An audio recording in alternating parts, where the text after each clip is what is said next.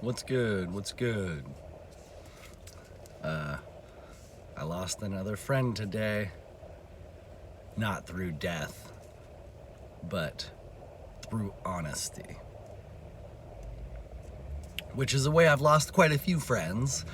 And it at times makes me wish I wasn't such an honest person, but c'est la vie. What does that have to do with the misogynistic title of this video? The hysterical left. Because that is what drove the wedge between this person and I. And I've actually never met this person. It was an internet friend I engaged with sociopolitically, but not even that deeply or whatnot. It was just somebody that I thought was contributing to the awakening. And they still are, or they still can, I think, but they have been captivated by the hysterical left. And they themselves have been exhibiting hysterical behavior in the form of sharing extremely emotionally charged left-wing memes and articles and sources.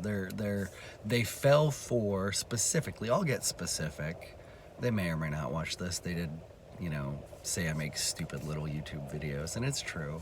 These are stupid little YouTube videos, but I like them. Anyways, okay.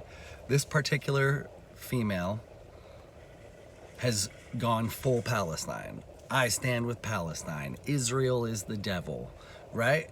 And this is exactly what the elites want, is they want you to pick a side, Israel or Palestine. They want you to be divided so we cannot unite to freaking overthrow the elites. They want us divided. They want you to pick a side. I think I maybe made a video. If I haven't made a video on the Israel-Palestine thing, I will, but pretty much both sides are bad.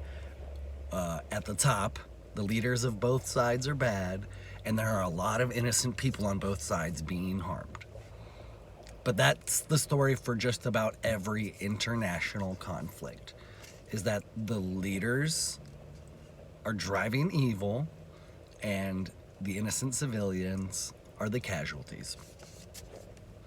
Bankers love war. Bankers love conflict. Bankers come in every ethnicity and every gender, and even the bankers aren't the top problem. The banking institution is just their biggest weapon of control.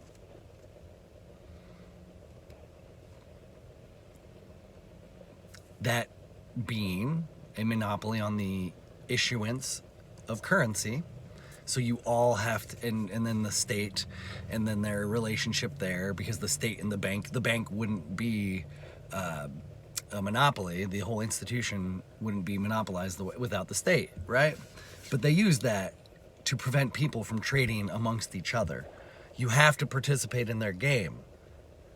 That's why they don't like small businesses. That's why they don't like people who... Okay, I'm getting a little off subject. Let's get back on subject.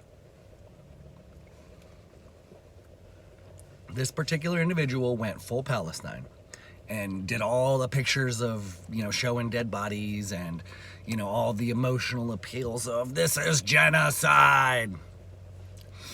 And I generally just ignore it, try to interact minimally, but they sent me an Instagram, post.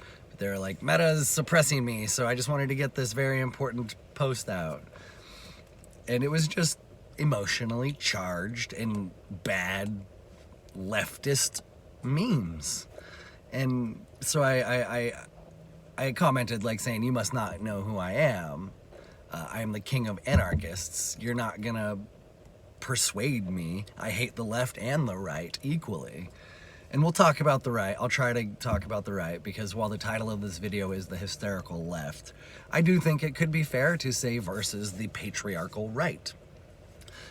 It's interesting how they have been able to identify some of the core psychological I want to say not default settings, but the core psychological drives that can appeal to the men or the masculine nature of people in wanting to build a patriarchal world like the Christian nationalists want to. And we're seeing a huge rise in Christians and the church and, you know, God and all of this because people are looking for meaning. Anyways, okay, the hysterical left versus the patriarchal right. I told this individual, I'm like, you know, she had said, you know, in response to me saying that I hate both parties and you're not going to persuade me, she's like, I wasn't trying to persuade, I was just sharing information and I wasn't trying to offend. And I had said, this is where the misogyny comes in, but is it misogynistic if it's true?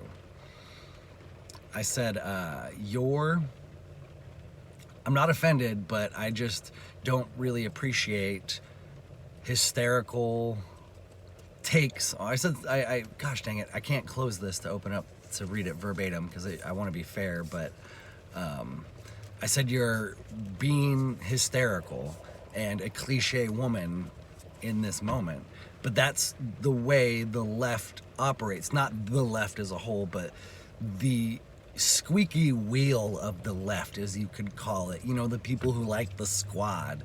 And so while they do not represent the left as a whole, they are the loudest, most obnoxious bunch.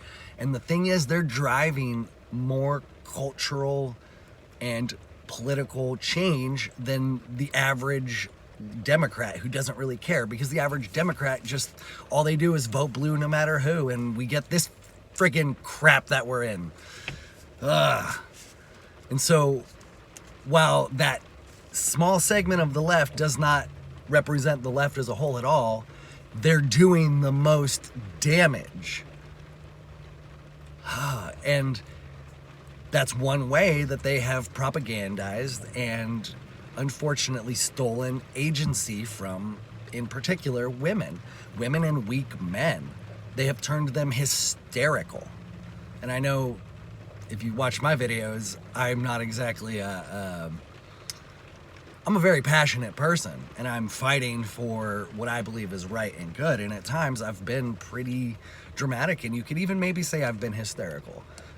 But I'm just trying to, okay, accepting a little hypocrisy there. But she then, after I had called her out for that, you know, said, wow, you're an asshole, fuck you, burn my art, something else. And I just, you know, I had said, I know you're feeling pain. You're struggling to compartmentalize the evil in the world. And I sent a little hug emoji. And I said, I forgive you. Because I see where she's at. I see so much. It's frustrating. I see where she's at. I know she's hurting. I know so many people are hurting. But people are not coming to the table to have difficult conversations. They get emotional and then they just go off the rails. It would be nice to have a calm, civil conversation with people about these very touchy topics, but we can't because everyone's just been propagandized and we've lost a lot of our agency. I'll include myself in there. And that's one reason that I so crave to have these conversations, because I want to see where my blind spots are. I think I know where they're at, and I'm very confident I'm on the right path in general, but I know that I need to grow and evolve my thinking, and I want to. It's just very difficult to find people to have civil conversations with. And so, is it misogynistic if the left, this small segment of the left, is acting hysterically? You know, those like, you might not see them, but maybe you should go look for them. There are so many videos of these crazy leftist protesters just like looking mentally deranged. And it's I'm not trying to cast judgment on them. It's pity, it's compassion. I feel bad for these people.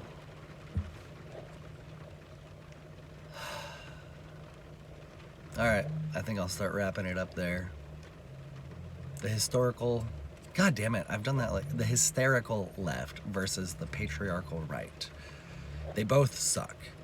They both are just really making the culture crap and the conversation around these culture wars crap. And we need to stop. But I don't see that happening, unfortunately. Christian's gonna Christian. Marxist's gonna Marxist. Much love, y'all.